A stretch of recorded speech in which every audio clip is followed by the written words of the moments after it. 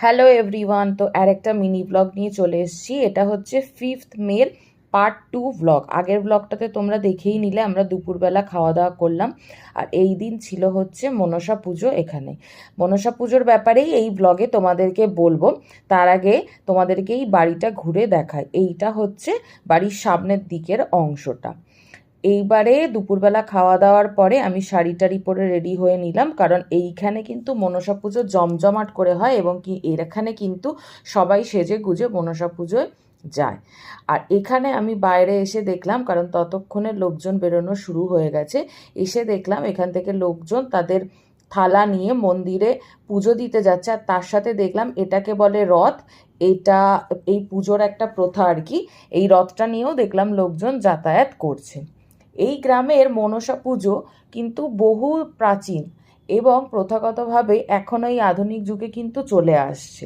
বাড়ির গুরুজনদের মুখে যেটুকু শুনেছি, গ্রামের কোনো একটা পুকুর কাটতে গিয়ে 3টি ঘট পাওয়া যায় এবং সেই ঘটে মা মনসার ফনার ছাপ পাওয়া যায়। সেই ঘটই এনে এই মন্দিরে প্রতিষ্ঠা করা হয় এবং বছরের পর বছর এখানে এই ঘটগুলোকেই পুজো করা হয়।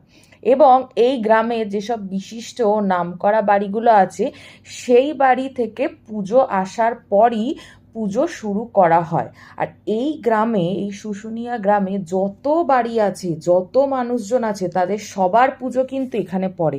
আমি তোমাদেরকে দেখাচ্ছি, দেখো এখানে কত পুজো পড়েছে।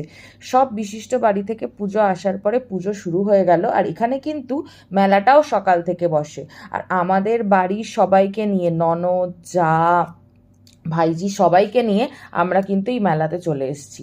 এবার যেহেতু গরমকাল, প্রচণ্ড গরম, আর এইগুলো দেখে নিশ্চয়ই চিনতেই পারছো সেই ছোটোবেলায় কালারিং এরকম বিস্কিট দিয়ে কোন দিত। আর এই পুজোয় কিন্তু বলি হয়, এখানে ভেড়া এবং ছোট ছোট ছাগল বলি হয়। এবং বলি হওয়ার পরে সেই সব ছাগল, তারপর হচ্ছে ভেড়ার মাংসগুলোই কিন্তু বাড়িতে বাড়িতে খাওয়া হয়। এবারে সকালের মেলা তো ঘোরা হয়ে গেল, এবার রাতের মেলা কেমন তোমাদেরকে দেখাই চলো। আর এইখানে 20 টাকার এই স্টলটা দেখে আমি আর থাকতে পারলাম না, আমি চলে এলাম।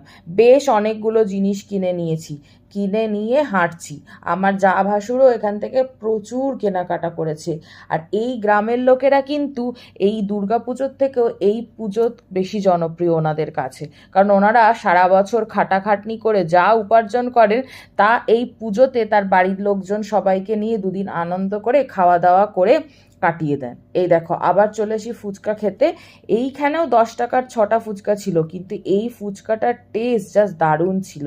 মেলা কাটিয়ে আনন্দ করে পরের দিন আমরা সবাই মিলে বাড়ি ফিরে